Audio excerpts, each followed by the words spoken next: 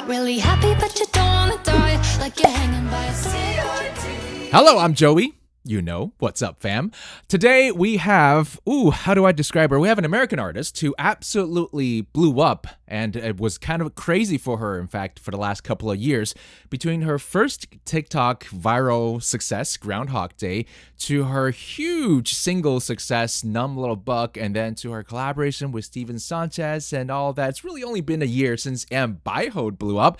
Now she's doing a million different performances every week and a bazillion different interviews, but we got her. We nabbed her. We got Em Beihold right here with us. Hello. Hello. Thanks for having me. So, okay, I know I probably shouldn't throw around the phrase going viral in a world where people are literally dodging viruses all day, but your music is very infectious. Did you know that? Oh, thank you. I appreciate it. Now we have a new album to listen to, and Egg in the Backseat actually has been out for quite some time. It's been out since late July, and in it you have songs like Too Precious, where we kind of get the feeling in the MV that you are an introvert. Are you? Oh, very much so. How does an introvert deal with, people screaming your names on the stages? I mean, honestly, it's been a really lovely experience. I think, meeting the fans in real life has been exciting because it used to only be like online interactions during the pandemic. So I think because of the pandemic, I've been like excited to be an extrovert, I guess. Yeah. But normally I would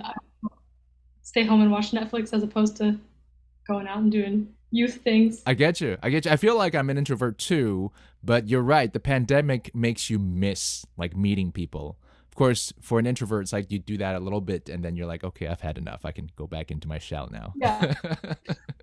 All right, so there's a song that is more or less your promo single right now. It's called 1, 2, 3, 4, 5, and it's inspired by steps you would take to alleviate panic attacks. However, you kind of take it in the other direction, right? It's supposed to be 5, 4, 3, 2, 1. So what is the song? Where did it come from?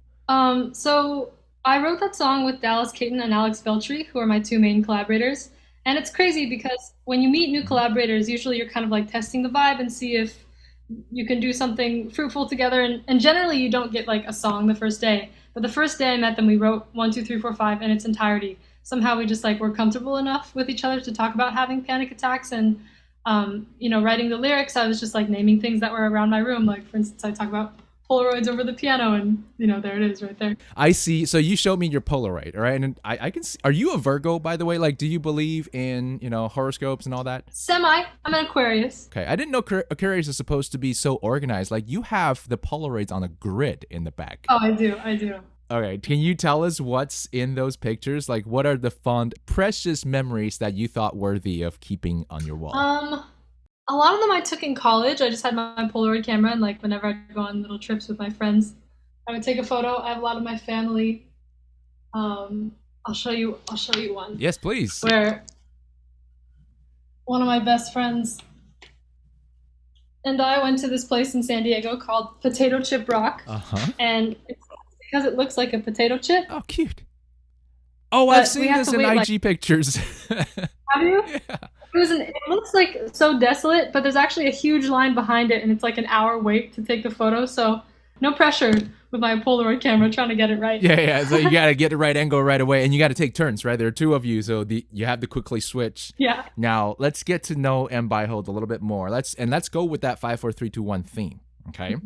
Em, can you name 5 people that you want to see the most? Dead or alive. They can be artists or historical figures. Okay, I like this question. I'll say Florence Pugh.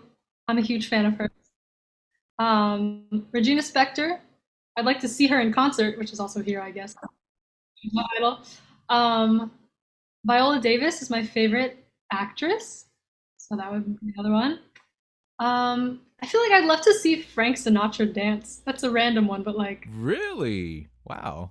I want to see it. Don't you want to see it? I do, but I didn't know that there's like an old soul in you where, like that's 60s, crooner is up your alley. Feeling jazzy today.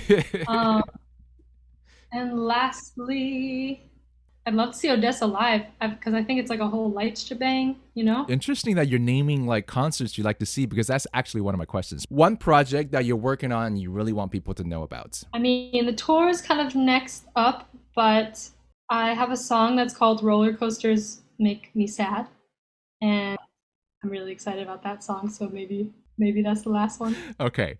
Everybody go listen to Roller Coasters Make Me Sad. And it shouldn't. That's the opposite of what it should do, but pay attention to the lyrics. I'm sure you can extrapolate a lot from it.